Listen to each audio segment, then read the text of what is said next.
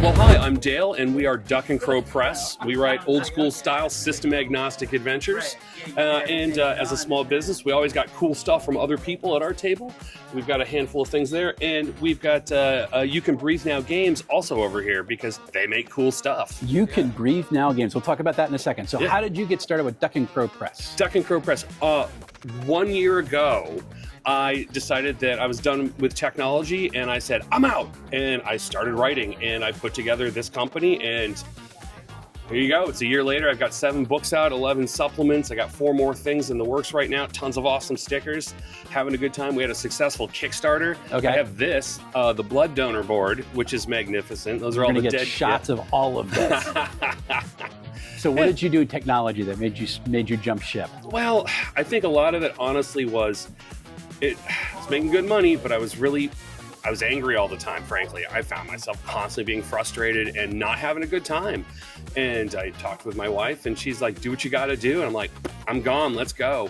And now, a lot less money, a lot happier.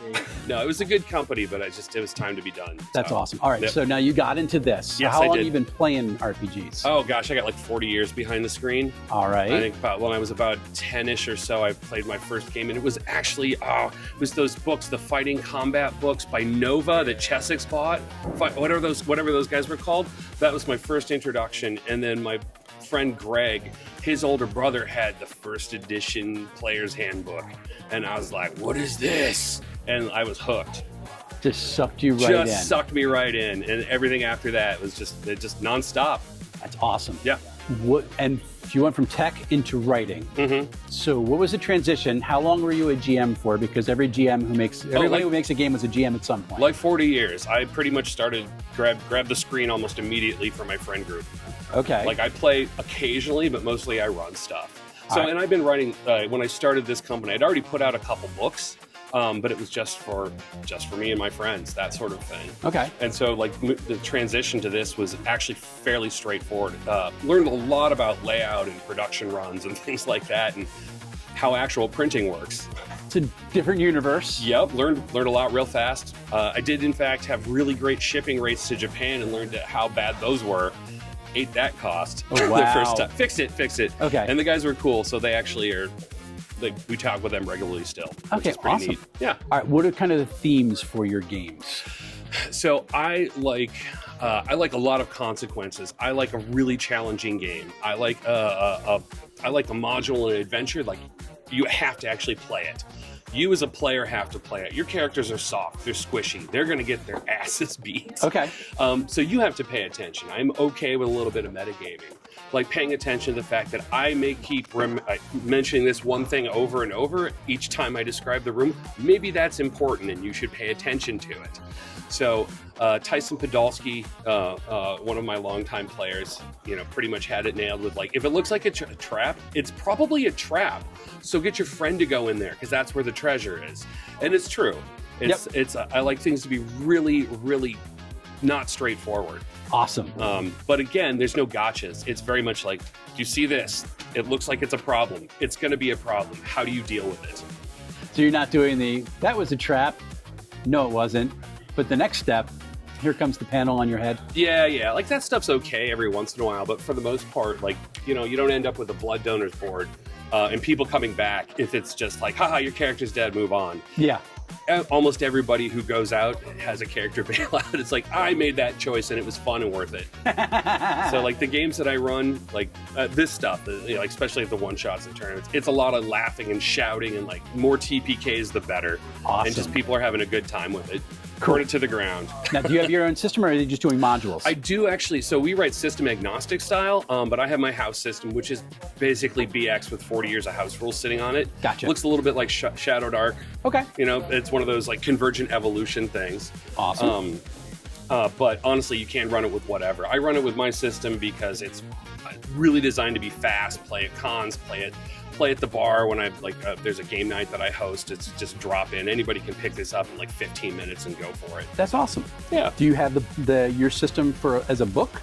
My system is free on my Discord currently. Gotcha. And when I get the physical book ready to go, I get it edited and printed. it will still be free on my Discord, but I'll have fancy versions for sale. What do you got coming out in the future? Oh, what do I got coming out in the future? So the second book in the Shadow of Lunaris cycle is coming out. I'm really excited about that. The new Bloodbath dungeon is probably going to get play tested in the autumn.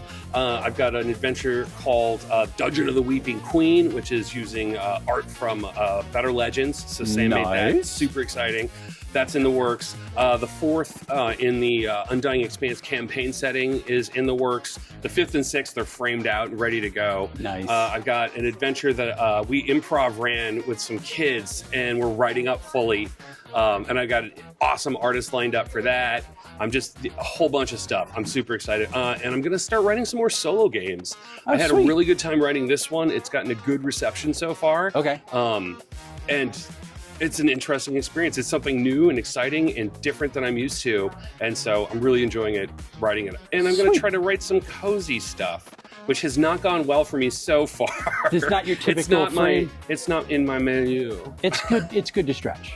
Yeah, you know what? Good to stretch. I just need to try more stuff to, you got to spread your wings, baby. Awesome. So Undying Expanse, heavy undead. What's that? Heavy undead in the Undying Expanse? Nope. Wait, what? It's just, there's a lot of undead, but not like that many undead. Okay. It's just a cool name, man. The Expanse. Yeah, it's the Expanse. The Expanse goes on forever. All It's right. an eternal campaign, infinite in scope and breadth.